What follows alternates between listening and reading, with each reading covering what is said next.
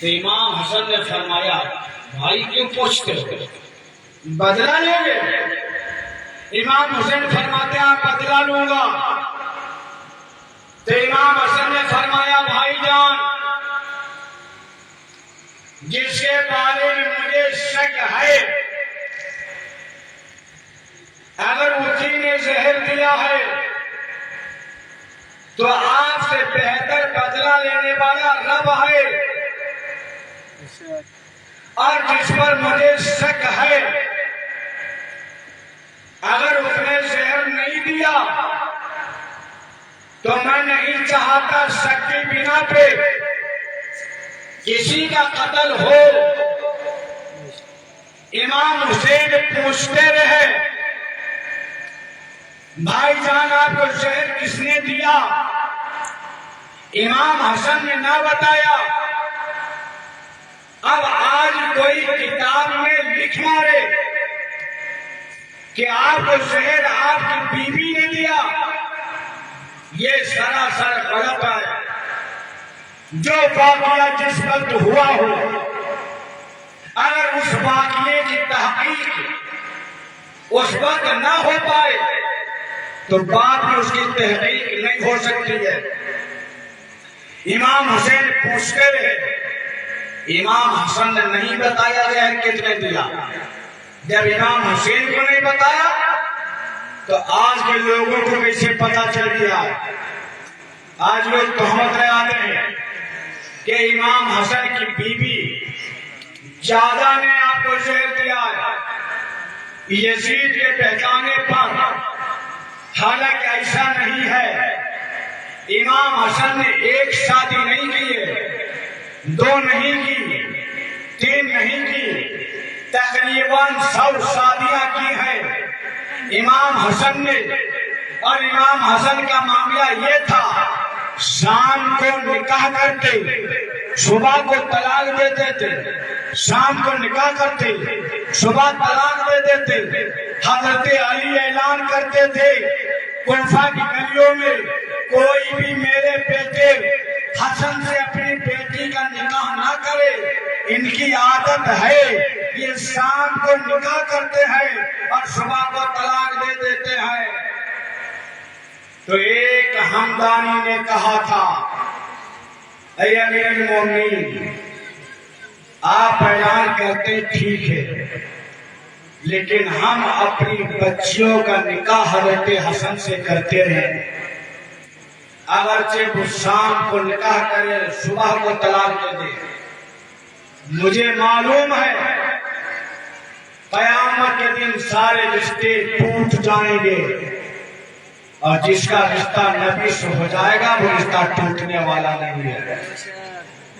ہم جانتے ہیں امام حسن سے رشتہ کرنے پر ہمارا رشتہ نبی پاک سے جڑ جائے گا، اور جب حضرت امام حسن طلاق دے دیتے تو وہ عورت دوسرے سے نکاح نہیں کرتی تھی، بلکہ پوری زندگی بیٹھ کر امام حسن کی شیدائی بن کر گزار دیتی، اور پوری زندگی یہ فخر کرتی تھی کہ مجھے حضرت فاطمہ کی بہو ہونے کا شرف حاصل ہوا۔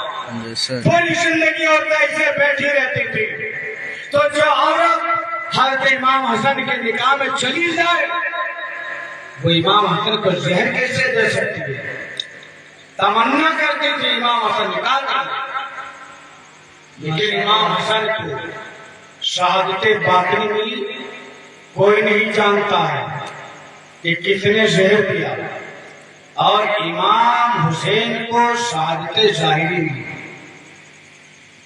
ایسی شہادت بچہ بچہ جانتا ہے، کس نے شہید کیا، کس نے سر قلم کیا، کتنے زخم تلوار تھے، نیزوں کے تھے۔ ابھی شیرین اٹھا لو، شیرین تقریر ختم ہونے والی ہے۔ سب کو معلوم ہے کہ امام حسین کو کیسی شہادت ملی۔ امیر معاویہ کے وصال کے وقت، اور وصال کے بعد جب یزید تخت نشین ہو گیا تو 4 جانب خطوط ڈالے، میرے نام کی بیعت لی جائے۔ ایک خط مدینہ کے گورنر ولید بن عقبہ کو بھی ڈالا، اس میں لکھا تھا امام حسین سے، عبداللہ بن عمر سے، عبداللہ بن زبیر سے، عبداللہ بن عباس سے تو میرے نام کی بیعت ہوئی۔ جب یہ خط مدینہ پہنچا، عبداللہ بن زبیر، عبداللہ بن عمر نے پہلے ہی مدینہ چھوڑ دیا، مکہ چلے گئے۔ امام حسین باقی تھے۔ ولید بن عقبہ نے بلایا، یزید کا خط دکھایا اور یزید کی بیعت کرنے کو کہا ولید بن عقبہ نے۔ امام علی مقام نے فرمایا، اے ولید، میں نے سنا ہے یزید نے شریعت کی کئی حدوں کو توڑا، وہ شرابی بھی ہے، کبابی بھی ہے، زناکار بھی ہے، تارک الصلاۃ بھی ہے، ہم اس کے ہاتھ پہ ہاتھ نہیں دے سکتے۔ جب آپ پلٹے تو مروان بن حکم موجود تھا۔ مروان یہ بڑا کمینہ انسان تھا۔ جب یہ پیدا ہوا تو کچھ لوگ یا اس کے گھر والے کوئی چیز لے کر آئے نبی کی بارگاہ میں، یا رسول اللہ اس کو تحریک کر کے یعنی منہ میں چبا کر دے دیجئے، میرے گھر میں بیٹا پیدا ہوا جس کا نام مروان رکھا ہے، اس کو برکت کے لیے کھلائیں گے۔ تو میرے آقا نے فرمایا تھا، سب تو بچہ پیدا کرتے ہیں لیکن حکم نے باپ پیدا کیا ہے۔ یہ مروان، میرے آقا نے فرمایا، البزغ ابن البزغ، یہ مروان گرگٹ کا بچہ گرگٹ ہے۔ یہی وہ مروان ہے کہ جس نے دھوکے سے حضرت عثمان غنی کی مہر کو لیا اور ایک خط لکھ کر عثمان غنی کی مہر لگا دی اور عثمان غنی کے غلام کے حوالے کر دی۔ اس خط کی بنا پہ اتنا ہنگامہ ہوا کہ حضرت عثمان غنی کی جو شہادت ہوئی ہے وہ اسی خط کی بنا پہ ہوئی۔ امام حضرت عثمان غنی کی شہادت میں مروان کہاں تھا؟ اسی مروان نے کہا، اے ولید، سختی کرو، ابھی موقع ہے، اگر یہ موقع ہاتھ سے نکل گیا تو واپس آنے والا نہیں ہے، اگر نہ مانے تو قتل کر دو۔ امام حسین نے جب یہ سنا پلٹ کر کھڑے ہو گئے اور فرمایا، مروان سن لے، تو ہم کو موت کی دھمکی دیتا ہے، یہ سر کٹ دے سکتا ہے لیکن باطل کے سامنے جھک نہیں سکتا۔ امام علی مقام ولید کے گھر سے نکلے، اپنے گھر آئے، اپنے گھر والوں کو تیاری کا حکم دے دیا، اب تیاری کرو، آج مدینہ رات ہم کو چھوڑنا ہے، اب مدینہ کی زمین ہم پہ تنگ ہو چکی ہے۔ رات کے اندر امام علی مقام نے اپنے گھر والوں کو تیاری کا حکم دیا، خود ماں کے مزار پہ پہنچتے ہیں۔ مدینہ کے لوگوں کے بچے اپنے اپنے بستروں پر سکون و چین کی نیند سو رہے ہیں، مدینہ کے لوگ بھی آرام کر رہے ہیں، لیکن نبی کا نواسہ رات کی تاریکی میں اپنے ماں کے مزار پہ پہنچتا ہے، فریاد کرتا، امی جان میرا آخری سلام قبول فرما لو، امی جان مجھے الوداع کہو، امی جان مجھے تسلی دو، اے میری مقدس ماں تم بولتی کیوں نہیں ہو، میں تمہارا بیٹا ہوں، اے امی جان تم نے تو کسی صاحب کا سوال رد نہیں کیا ہے، تو نے تو بھوکی رہ کر دوسروں کو کھانا کھلایا ہے، کوئی مانگنے والا تیرے دروازے سے واپس نہیں کیا، اے میری مقدس ماں آج حسین زیارت کا سوال کرتا ہے، امی جان مجھے محروم نہ کرنا، امی جان میرا سلام قبول فرما لو، مجھے الوداع کرو، مجھے تسلی دو، اے امی جان تیرا بیٹا حسین اس لیے نہیں رو رہا ہے کہ یہ موت سے ڈر گیا ہے. یہ حسین موت سے ڈرنے والا نہیں ہے. یہ تو موت کی آنکھوں میں آنکھیں ڈال کر مسکرا سکتا ہے. لیکن امی جان میں اس لیے رو رہا ہوں کہ نانا کا مدینہ چھوٹ رہا ہے. امی جان تمہارے روضہ سے دور جا رہا ہوں, بھائی حسن کے مزار سے دور جا رہا ہوں, اس لیے رو رہا ہوں, ورنہ حسین موت سے ڈرنے والا نہیں ہے. اے امی جان میرے لیے استقامت کی دعا فرما. جب علی اکبر کی جوانی لٹی اللہ مجھے صبر عطا فرمائے. جب علی اصغر کے حلق پہ تیر پہ برت ہو اللہ مجھے استقامت عطا فرمائے. امام علی مقام اپنی ماں کے مزار پر فریادی بنے کھڑے ہیں, گریہوزاری کر رہا ہے, رو رہا ہے, یہاں تک کہ روتے روتے گلا رک جاتا ہے, آواز نکالتے نکلتی نہیں ہے, گلا رک جاتا ہے. دیوانہ بار ماں کی قبر پہ گرتا ہے, قبر پہ گرنا تھا, آسمان پہ راشا تاری ہو جاتا ہے, زمین کانپنے لگتی ہے, جنت البقیع کے تمام مزارات کانپنے جاتے ہیں, حوروں کی چیخیں نکل جاتی ہیں. حضرت فاطمہ کی قبر سے کم میں ڈوبی آواز آتی ہے, بیٹا بیٹا اب کچھ نہ کہنا کچھ نہ کہنا, تیری گفتگو نے ماں کے کلیجے پہ چھریاں چلا دی ہے. بیٹا دل تو یہی چاہتا ہے قبر سے باہر آ کر تجھے شہادت کا دولہ بناؤ, لیکن بیٹا میں قبر سے باہر نہیں آ سکتی. اگر میں باہر آ گئی ابھی قیامت برپا ہو جائے گی. اے بیٹا تمہارا سلام نہیں قبول کروں گی تو کس کا سلام قبول کروں گی؟ تمہارا سلام نہیں قبول کروں گی تو کس کا سلام قبول کروں گی؟ بیٹا جاؤ الوداع. حضرت فاطمہ نے اپنے بیٹے کو کیسے رخصت کیا. یہ تو وہی جانتے ہیں جو اپنے بچوں کو پردیس بھیجتے ہیں, تو ماں باپ کے دل پر کیا گزرتی ہے. لیکن حضرت فاطمہ کو معلوم تھا میرے بیٹے حسین کو شہید کر دیا تھا. لیکن امام علی مقام اپنی ماں کے مزار سے اٹھے, نانا جان کے روزے پہ حاضری تھی. اگر پھر تفصیل سنا جائے کافی وقت کی ضرورت ہے. نانا جان کے مزار پہ حاضری دینے کے بعد گھر آئے. آپ کی ایک بیٹی صغرا جس کی عمر 10 سال کی, تیزی کا بخار ہے. سب کی تیاری دے کر وہ پریشان ہے. حضرت امام علی مقام نے صغرا کو دلاسا دیا جب تم ٹھیک ہو جاؤ گی تو علی اکبر لینے آئے گی. المختصر یہ حضرت امام علی مقام نے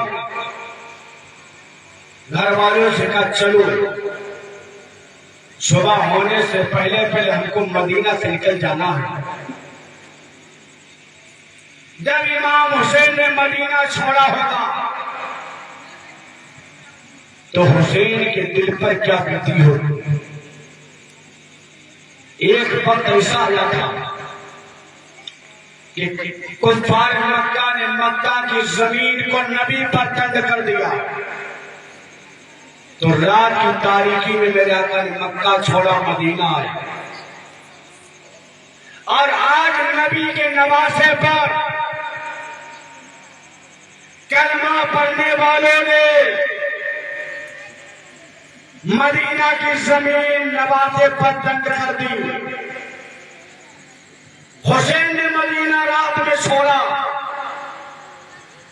تو کیا دل پہ بیتی ہوگی یہ تو وہی لوگ جانتے ہیں جو مدینہ جاتے ہیں. اور مدینہ سے جب واپسی ہوتی ہے تو کیا عالم ہوتا ہے. بس لگ جاتی, تمنا یہ ہوتی ہے کہ نبی کے روزے کی حامی دوڑ کر پھر کرنے کا. جانے والے سارا سامان باہر نکال کر پھر دوڑ کر جاتے تاکہ آخری بار نبی کے روزے کی حاضری دے لوں. اور جب چلتا ہے تو مڑ مڑ کر گنبد خضرا کو دیکھتا ہے نبی کا غلام, دیکھتا رہتا ہے مڑ مڑ کے نبی جا رہا ہوں, پھر مجھے بلا لینا. مڑ مڑ کے دیکھتا ہے, آنکھوں سے آنسو جاری ہوتے ہیں جب نبی کا دربار, نبی کا روضہ دیکھ کر جب وہاں سے روانہ ہوتے ہیں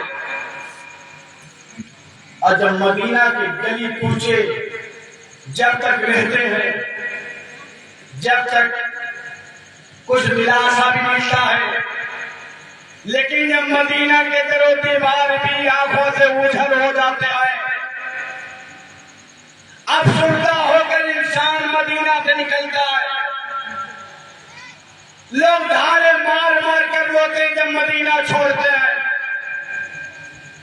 ہر انسان کی تمنا ہوتی مدینہ میں میرا انتقال ہو جائے، مدینہ میں میری موت ہو جائے، مدینہ میں میرا مدفن بن جائے، مدینہ میں 2 گز ہم کو زمین مل جائے۔